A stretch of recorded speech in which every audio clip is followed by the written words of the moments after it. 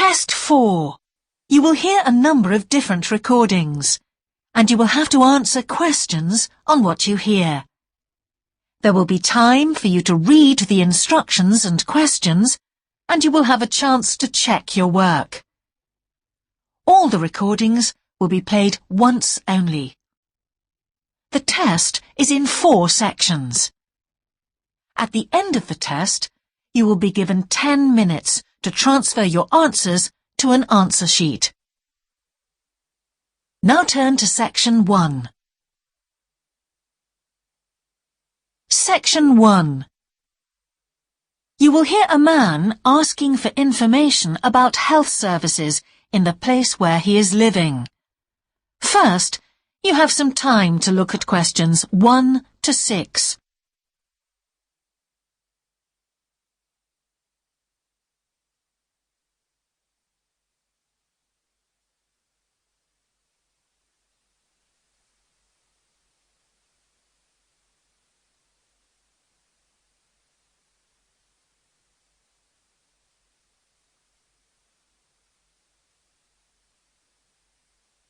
You will see that there is an example that has been done for you. On this occasion only, the conversation relating to this will be played first.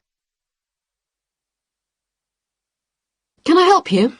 Yes, I've just moved to this area with my wife and children, and I'd like to know where we can all register with a doctor at a health centre. Oh, OK. Well, there's Dr. Green at the Harvey Clinic. The woman says the doctor at the Harvey Clinic is called Dr. Green, so Green has been written in the space. Now we shall begin. You should answer the questions as you listen, because you will not hear the recording a second time. Listen carefully and answer questions 1 to 6. Can I help you? Yes, I've just moved to this area with my wife and children, and I'd like to know where we can all register with a doctor at a health centre. Oh, OK. Well, there's Dr. Green at the Harvey Clinic. We always recommend her for babies because she's very good with them and she runs a special clinic. Oh, actually, my youngest child is 5, so that wouldn't be any good for us. Right. Is there anywhere else I could try? Yes, the Eshcol Health Practice is the next one on my list. How do you spell that? E-S-H-C-O-L. And it's Dr. Fuller who has space on his list.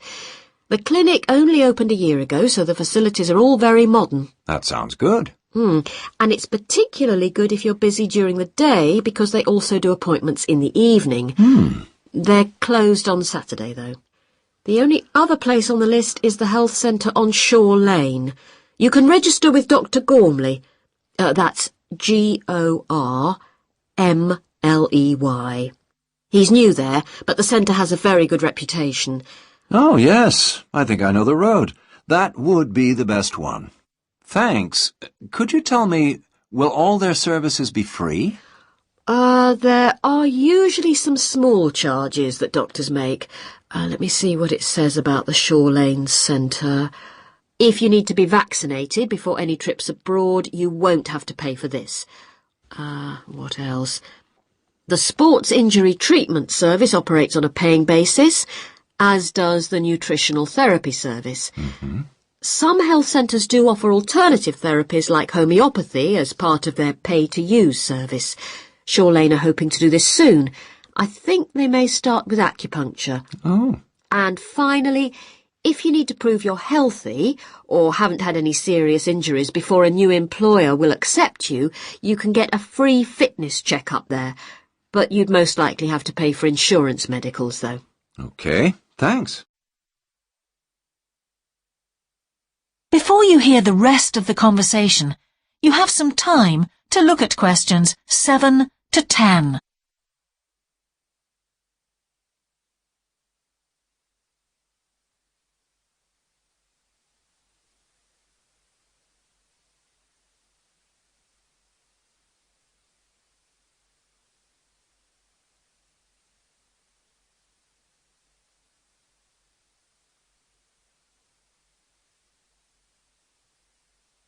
Now listen and answer questions 7 to 10. You might also be interested to know the centre is running a pilot scheme of talks for patients. I've got the list here. Actually, they look very interesting. What sort of things? Well, the first one's about giving up smoking. It's next week, the 25th of February at 7 p.m, and that's in room 4. It says the talk will stress the health benefits, particularly for people with asthma or heart disease. That sounds very interesting. There's also a talk for families with children. It's on healthy eating and takes place on the 1st of March at 5 o'clock. Will that be at the health centre? Actually, it's at the primary school on Shore Lane. I imagine they're inviting the parents of pupils there. It says here, all welcome. I might go to that if I have time. There's a couple of other talks. One giving advice about how to avoid injuries while doing exercise. It's on the 9th of March. Oh, it's a late afternoon talk at 4:30, and it'll be in room 6. It also says the talk is suitable for all ages. And finally, there's a talk called Stress Management, which is on the... That is the end of section 1. You now have half a minute to check your answers.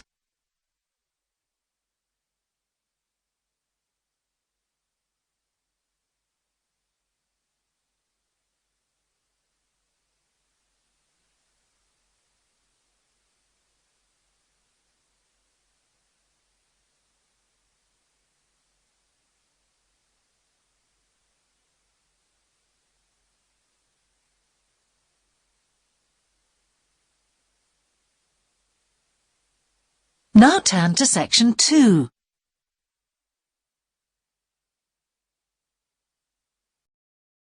Section 2.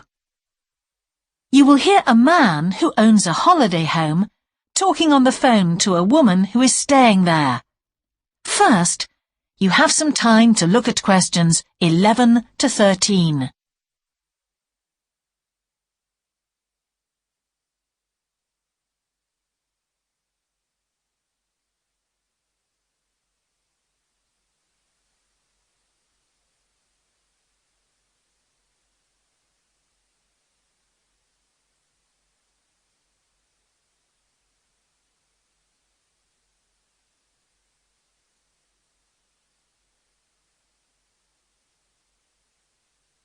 Now listen carefully and answer questions 11 to 13. Hello? Hi, it's Laura Carlton here. We've just arrived at the holiday flat, but I can't get the hot water and heating to work. Oh, right. That's easy. Don't worry. In the upstairs cupboard, you'll find the water heater. You'll see 3 main controls on the left at the bottom of the heater. The first one, the round one on the far left, is the most important one for the heating and hot water. It's the main control switch. Make sure it's in the on position. The switch itself doesn't light up, but the little square below will be black if the switch is off. That's probably what's happened. It's got switched off by mistake. The middle one of these 3 controls, you'll see it's slightly larger than the first one, controls the radiators. If you feel cold while you're there and need the radiators on, this needs to be turned to maximum. The last of the 3 controls, the one on the right, is usually on about a number 4 setting, which for the water in the taps is usually quite hot enough. Below the heating controls in the middle is a small round plastic button. If there isn't enough water in the pipes, sometimes the heater goes out. If this happens, you'll need to press this button to reset the heater. Hold it in for about 5 seconds and the heater should come on again. Then there's a little square indicator under the 3rd knob that's a kind of alarm light. It'll flash if you need to reset the heater. It sounds complicated. I'm sure you won't have any problems with it. There should be some more instructions on the side of the heater. Call me back if you can't make it work. OK. Before you hear the rest of the conversation, you have some time to look at questions 14 to 20.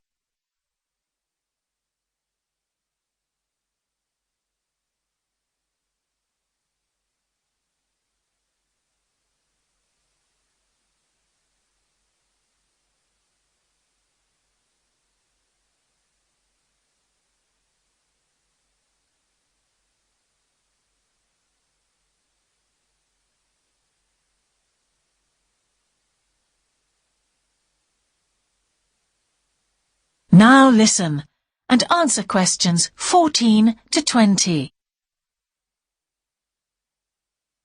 While you're on the phone, we haven't managed to find a few things we need, like extra pillows for the beds and some washing powder. Is there any here? Pillows, yes. If you look in the cupboard, the large white one upstairs, to the left of the bathroom door, there should be 4 or 5 on the top shelf. And if you want to do some washing, there's some powder for that, probably by the back door. There's a kind of shelf there above the sink. In fact, I'm sure there's some there in a large blue box. You need about half a cupful for each wash. Oh, and that reminds me. The spare key to the back door is hanging on a hook on the wall by the sitting room window. Please make sure to put it back when you've used it. The previous guest lost it in the garden and I had to get another one made. And if you have any trouble with the lamps, you'll find some spare bulbs in a large cardboard box. It's on top of the washing machine with all kinds of useful things in it. Oh, and another thing I forgot to mention when we last spoke. Yes? I've left you a local map, so you'll be able to find your way around easily. It shows the whole area. I put it in the top drawer of the chest under the TV in your bedroom.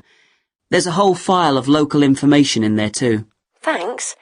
What about visiting the town? Can you give us any advice? Yes. You'll need to take the car. It's too far to walk from the flat, really. You have to pay to leave your car in all the car parks now, I'm afraid. I like the one that's by the station best, and you can walk to the town centre from there in 5 minutes. That's where all the best restaurants are. But if you want a takeaway, the Italian one does really good pasta and pizzas. Call 732281 for that one, or 766119 for the Chinese. They're both good, and they'll both deliver to the flat. As for places to visit, yes, do go and see the Railway Museum. The exhibition is small, but really good. It gets very crowded on Sundays, so I suggest you visit it on a quieter day, later in the week, but not on Thursdays, which is market day. You won't find anywhere to park, and it's also the only day of the week when they're not open. Anything else? Not for the moment. Thanks. That is the end of section 2.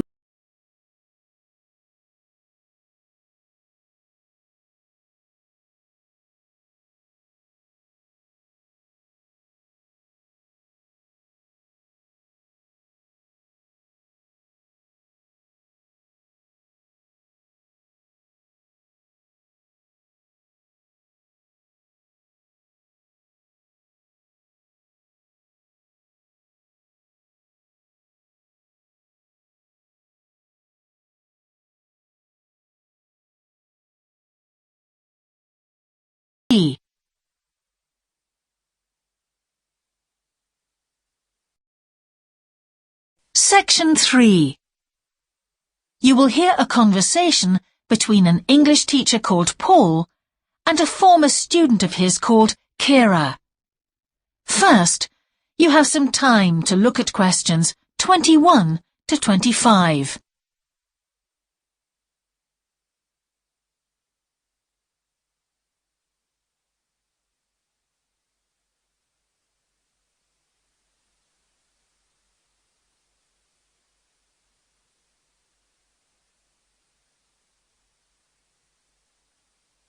Now listen carefully and answer questions 21 to 25. Hello, Kira. How are you? Fine, thanks, Paul. How are you? Well, thanks. It's good to see you. It must be 12 months since you did our course. That's right. It's nice to come back and say hello. What course did you enroll in? Actually, I went straight into third-year pharmacy. They credited me with 2 years, which probably made it more difficult for me. On the other hand, you were lucky to be granted credits. Is that why you chose the course? Yes, and as I'd already finished a course in it in my country, I thought it would be easier if I studied something I already knew. I didn't realize you went into third year. I thought you started in first year. No wonder it was so hard. And what do you think is one of the big differences between studying at a university here and studying in your country? Well, I found it very difficult to write assignments because I wasn't familiar with that aspect of the system here. The main problem is that the lectures expect you to be critical. That made me feel really terrible. I thought, how can I possibly do it? How can I comment on someone else's research when they probably spent 5 years doing it? I think a lot of people who come from overseas countries have similar problems. But after a while, it became easier for me. People expect you to have problems with the process of reading and writing, but in fact, it is more a question of altering your viewpoint towards academic study. How was the content of the lectures? Was it easy for you? I didn't really have many problems understanding lectures. The content was very similar to what I'd studied before. And what about the lecturers themselves? Are they essentially the same as lecturers in your country? Well, actually, no. Here they're much easier to approach. After every lecture, you can go and ask them something you didn't understand, or you can make an appointment and talk to them about anything in the course. Maybe you found them different because you're a more mature student now, whereas when you were studying in your country, you were younger and not so assertive. No, I don't think that's the difference. Most of the students here do it. In my faculty, they all seem to make appointments, usually to talk about something in the course that's worrying them, but sometimes just about something that might really interest them, something they might want to specialize in. The lecturers must set aside certain times every week when they're available for students. That's good to hear. Before you hear the rest of the conversation, you have some time to look at questions 26 to 30.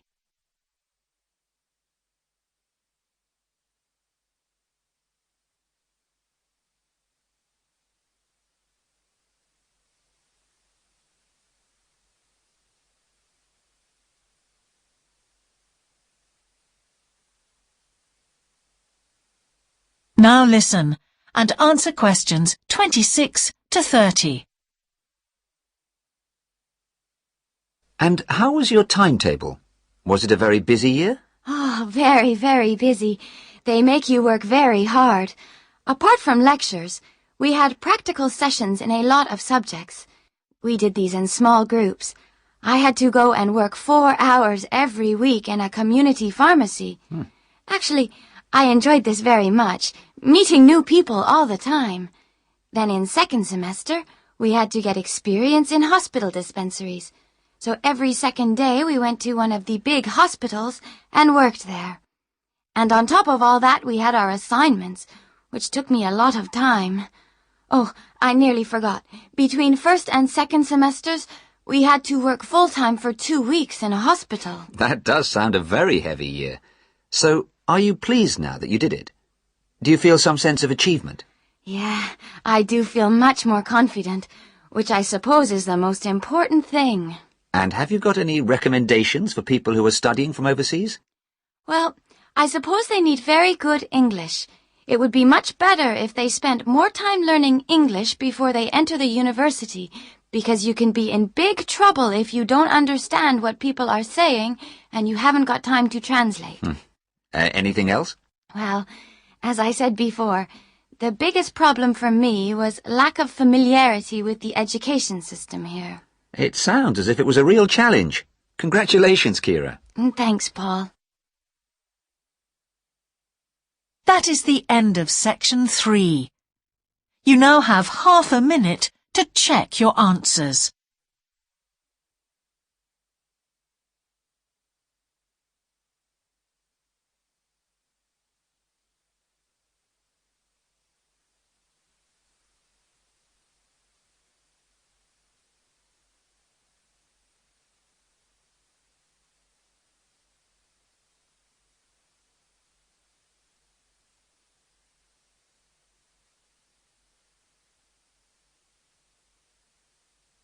Now turn to section 4.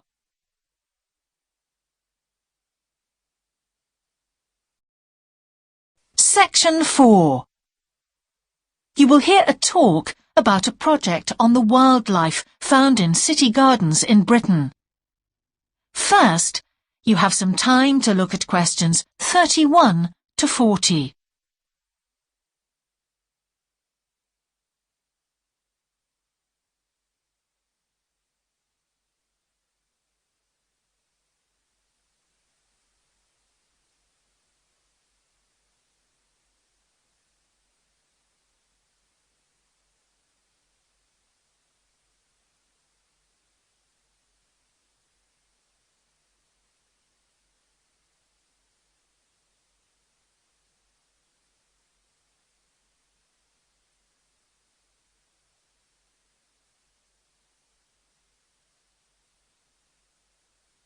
Now listen carefully and answer questions 31 to 40.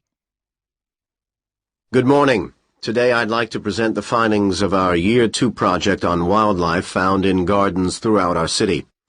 I'll start by saying something about the background to the project, then talk a little bit about our research techniques, and then indicate some of our interim findings. First of all, how did we choose our topic? Well, there are 4 of us in the group, and one day, while we were discussing a possible focus, 2 of the group mentioned that they had seen yet more sparrowhawks, one of Britain's most interesting birds of prey, in their own city centre gardens, and wondered why they were turning up in these gardens in great numbers. We were all very engaged by the idea of why wild animals would choose to inhabit a city garden. Why is it so popular with wildlife when the countryside itself is becoming less so? The first thing we did was to establish what proportion of the urban land is taken up by private gardens.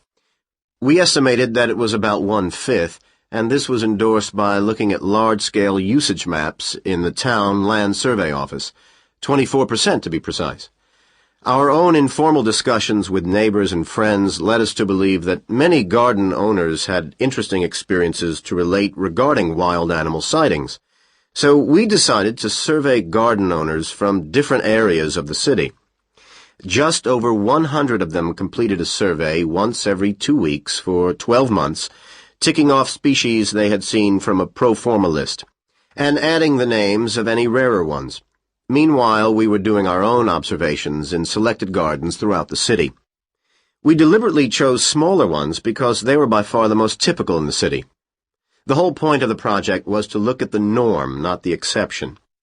Alongside this primary research on urban gardens, we were studying a lot of books about the decline of wild animals in the countryside and thinking of possible causes for this. So what did we find? Well, so much that I just won't have time to tell you about here. If you're interested in reading our more comprehensive findings, we've produced detailed graphic representations on the college website, and of course any of the group would be happy to talk to you about them. Just email us. What we've decided to present today is information about just 3 species because we felt these gave a good indication of the processes at work in rural and urban settings as a whole.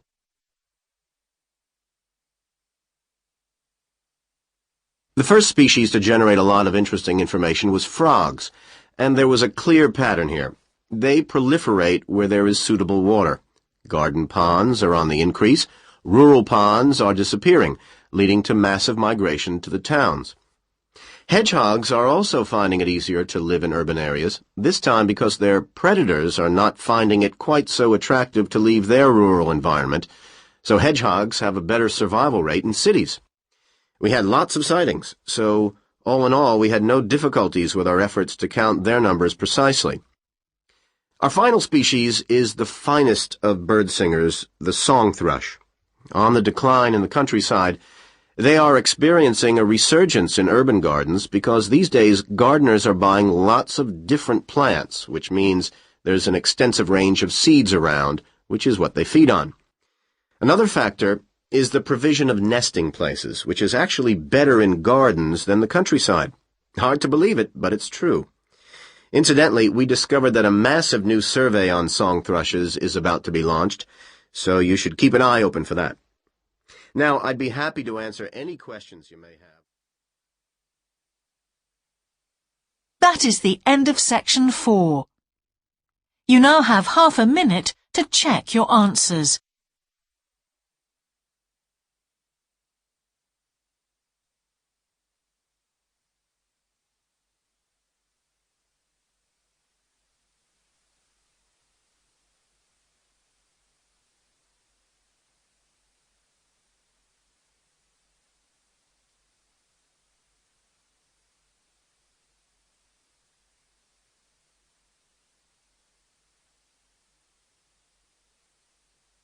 That is the end of the listening test. In the IELTS test, you would now have 10 minutes to transfer your answers to the answer sheet.